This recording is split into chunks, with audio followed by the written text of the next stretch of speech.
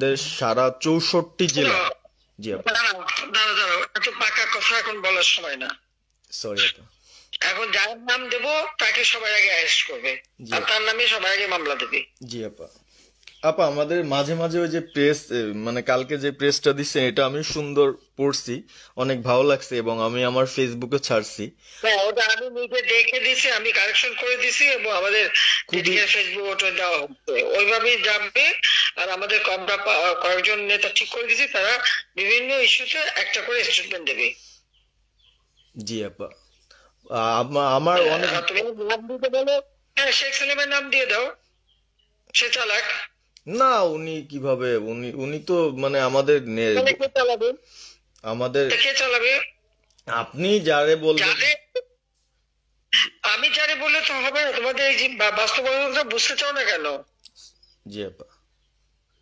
এখনই যার নাম দেবা তখনই সে অ্যারেস্ট হবে। তাহলে আপনি। সাজা খান। জি আপা। হ্যাঁ, সাজার খান নামছে, সব কিন্তু তাকে অ্যারেস্ট করছে।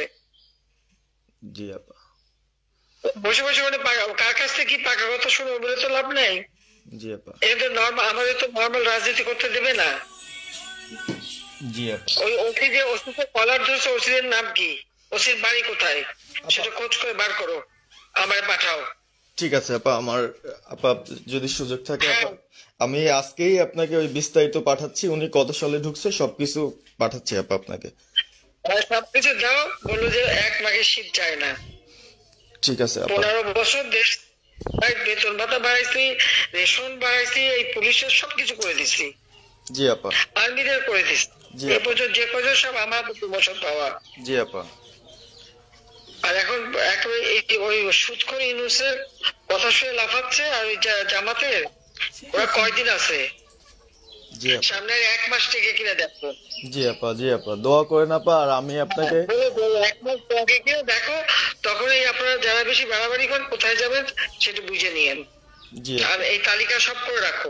আপা আর আর। যারা এই যে ঘর বাড়ি ভাঙা পোড়ানো, তাদেরকেও হিসাবটা নাম রাখো, এবার যেন ভুল না হয়, পরে আবার এর চাচা, ওর মামা, ওর শ্বশুর, ওর শাশুড়ি, এইগুলি যেন না হয়। আপা। এবার গুইনে গুইনে গুইনে গুইনে হিসাব নেওয়া হবে।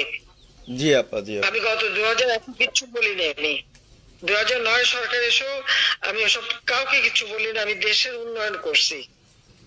আল্লাহ এরপরে যদি আল্লাহ যদি সুযোগ দেয়, তা তার আগে যারা আমার নেতা কর্মীকে হাত দিচ্ছে, কোপায় কোপায় ছাত্রলীগে মারতেছে, প্রত্যেকের এক একটা শিক্ষা আমি দিয়ে ছাড়বো। আর আমি যেটা বলি আমি তা করি।